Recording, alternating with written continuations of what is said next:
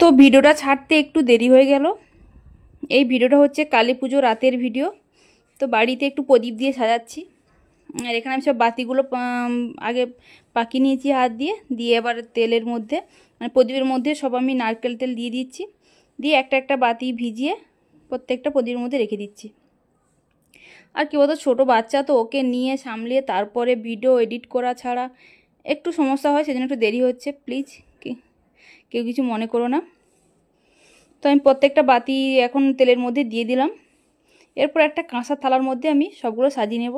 এখন এর মধ্যে একটা প্রদীপ নিয়ে দিতে যাবো এখন একদম নিচে, একটা নিচে গেটের সামনে দিয়ে আসবো। তো আমি এখন সন্ধ্যা প্রদীপ দিয়ে দিয়েছি, দিয়ে তারপর রেডি করছি। তো আমার ছেলে নিচে তার দাদুর সঙ্গে গেল, মানে দাদু নিচে এসেছিলো, দাদুর সঙ্গে ও ছাদে গেল। এবারে মোমবাতিটা নিয়ে এসেছি, মোমবাতিটা দিয়ে প্রদীপটা ধরিয়ে এই যে গেটের সামনে, একদম গেটের সামনে রেখে দেবো।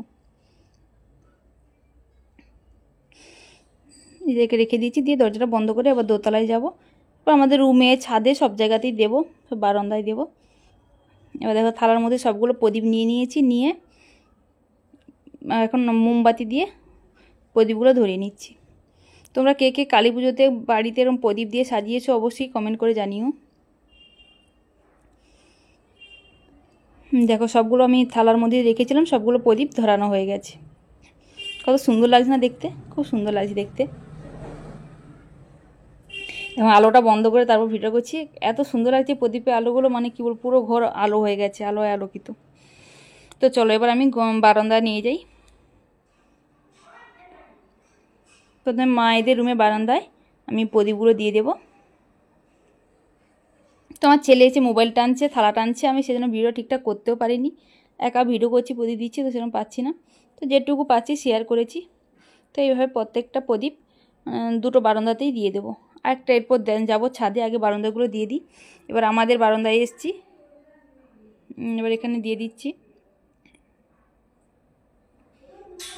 প্রথমে এখানে দিলাম, তারপর মনে হলো না এখানে ভালো লাগছে না, একটু বাইরের দিকে করে দিই, সেজন্য গ্রিলের বাইরে বসিয়ে দিয়েছি।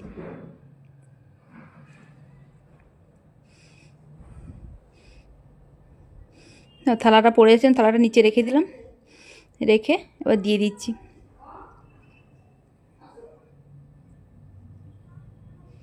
এই যে এটা গ্রিলের উপর দিলাম। এবার আর একটা প্রদীপ নিয়ে এবার যাচ্ছি ছাদের দিকে, একটা একদম ছাদে একটা দিয়ে আসি।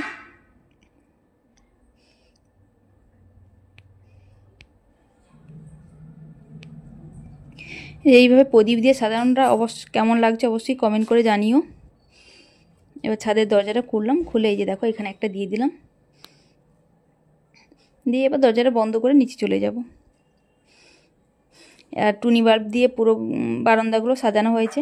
কেমন লাগছে তোমাদের সঙ্গে শেয়ার করলাম, কেমন লাগছে অবশ্যই কমেন্ট করে জানিও। ভালো লাগলে সাবস্ক্রাইব করে পাশে থেকো।